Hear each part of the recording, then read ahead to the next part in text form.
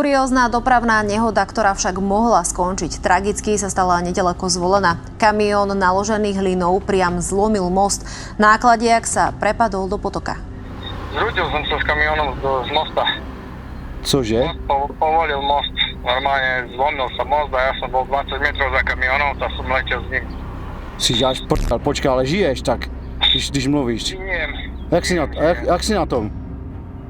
Tak mám narazenú ruku, ale nič také tragické, že teoreticky som, ale ČZ je v piči.